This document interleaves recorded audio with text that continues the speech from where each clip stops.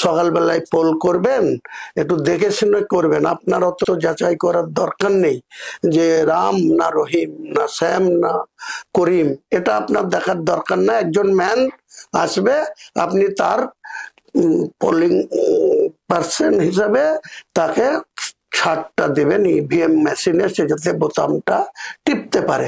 Rigging বলবেন না, scientific rigging বলবেন না, তাকে ম্যানেজ করা বলবেন, সেটা আপনার।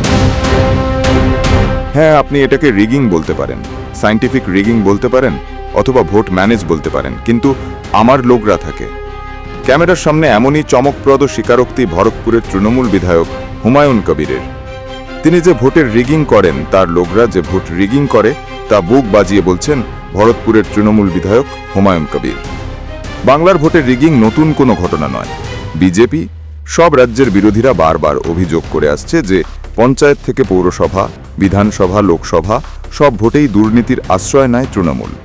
সকালবেলায় পোল করবেন, একটু দেখে শুনে করবেন। আপনার অত যাচাই করার দরকার নেই যে রাম না রহিম না শ্যাম না করিম, এটা আপনার দেখার দরকার না। একজন ম্যান আসবে, আপনি তার পোলিং পার্সন হিসাবে তাকে ছাড়টা দেবেন ইভিএম মেশিনে, সে যাতে বোতামটা টিপতে পারে। রিগিং বলবেন না, সাইন্টিফিক রিগিং বলবেন না, তাকে ম্যানেজ করা বলবেন, সেটা আপনাদের। কোনো ভোটে ব্যালট লুট, কোথাও ইভিএম বদলে ফেলার চেষ্টা, আবার কোথাও যার ভোট তাকে দিতে না দিয়ে তৃণমূলের দুষ্কৃতীরাই ভোট দিয়ে দেয় বলে এর আগেও বহুবার অভিযোগ করেছে বিজেপি, সিপিএম, কংগ্রেস, আইএসএফ সহ বাংলার বিরোধী দলগুলি। কিন্তু প্রতিবারই অনেক মেজরিটি নিয়ে ক্ষমতায় ফিরে তৃণমূল ঘোষণা করেছে মানুষের ভোটেই তারা ক্ষমতায়। বিরোধীরা আসলে মানুষের ভোট না পেয়ে কুৎসা করছে। কিন্তু এবার হাটে হাড়ি ভাঙছে খোদ তৃণমূল বিধায়কই। ক্যামেরার সামনে তিনি স্পষ্ট ভাষায় জানিয়ে দিচ্ছেন কিভাবে তিনি তার এলাকার ভোটে রিগিং হয়। হুমায়ুন অন ক্যামেরা বলেছেন, প্রিসাইডিং অফিসারকে বলা হয় সকালে ভোট করবেন, সাবধানে করবেন। আপনার কাছে লোক আসবে, আপনি তাকে ইভিএমে যেতে দেবেন। সে রাম না রহিম দেখার দরকার নেই। এরপরই সাংবাদিক হুমায়ুন কবিরকে প্রশ্ন করেন, আপনি নিজে এরকম লোক পাঠিয়েছেন?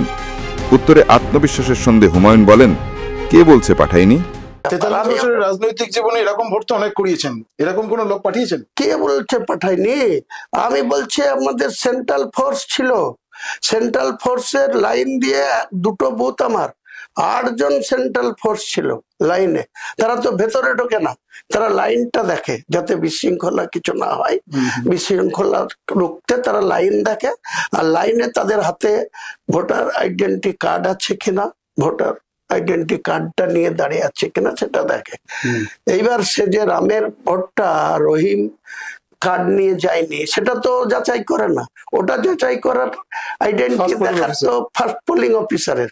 ফার্স্ট পোলিং অফিসারের কাছে যখন পৌঁছে গেল, রাত্রেবেলায় যখন বুথ লেভেলের অফিস ওই ফার্স্ট পোলিং অফিসারকে বা প্রিজাইডিং অফিসারকে যখন লোকাল কোনো রাজনৈতিক দলের নেতারা ওই ওনাদেরকেও বলে আসে, আর এই যে সেন্ট্রাল ফোর্স নিয়ে এত গর্ব করছে ওনাদেরকেও সকালবেলা থেকে সারাদিন তারা কিভাবে খুশি থাকবে, তাদের খাওয়া দাওয়ার ব্যবস্থাটা কোথায় ভালো করে হবে, এই অ্যারেঞ্জমেন্টটা করে দেওয়ার মানে হচ্ছে ম্যানেজমেন্ট।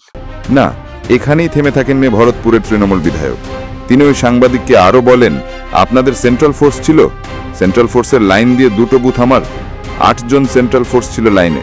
সেন্ট্রাল ফোর্স তো ভেতরে ঢুকে না, তারা লাইনটা দেখে যাতে বিশৃঙ্খলা কিছু না হয় দেখে, আর হাতে ভোটার কার্ডটা দেখে। কিন্তু ভেতরে গিয়ে রামের ভোটটা যে রহিম দিচ্ছে না সেটা ওরা যাচাই করে না, সেটার কাজ ফার্স্ট পোলিং অফিসারের। রাতেবেলায় ওই ফার্স্ট পোলিং অফিসারকে লোকাল রাজনৈতিক দলের নেতারা বলে আসে। কি অবাক হলেন তো, চমকে উঠলেন? শাসক দলের একজন সিটিং এমএলএ এসব কথা বলছে শুনে? এটাই তো আসল তথ্য যেটা ভরতপুরের বিধায়ক ফাঁস করে দিলেন। কি দেখুন, এই ভিডিও ভাইরাল হওয়ার পরও রাহুল গান্ধী, কংগ্রেস, সিপিএম এর তরফে ভোট চোরি বলে চিৎকার করছে না, বরং তৃণমূল বিধায়কের এই স্বীকারোক্তির পরও চুপই থাকছে ইন্ডিয়া অ্যালায়েন্স লবি। এখন দেখার ইন্ডিতে নিজেদের সহযোগী দল তৃণমূলের বিরুদ্ধে ভোট চুরির অভিযোগ আনছেন কি আনছেন না রাহুল। মাধ্যম ব্যুরো রিপোর্ট।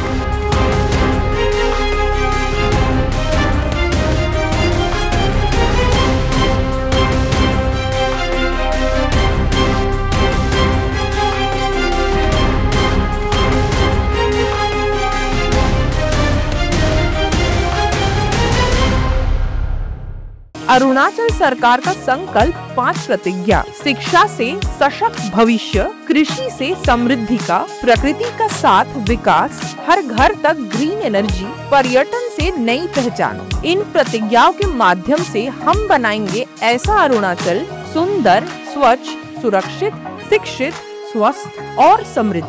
हमारा वादा, विकास भी विरासत भी।